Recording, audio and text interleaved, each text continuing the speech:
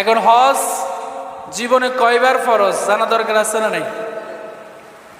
عن أبي هريرة رضي الله تعالى عنه قال خطبنا رسول الله صلى الله عليه وسلم فقال أي الناس قد فرض الله عليكم الحج فحجوا সর্বাধিক হাদিস বর্ণনাকারী সাহাবী হযরত আবু হুরায়রা রাদিয়াল্লাহু তাআলা আনহু থেকে বর্ণিত।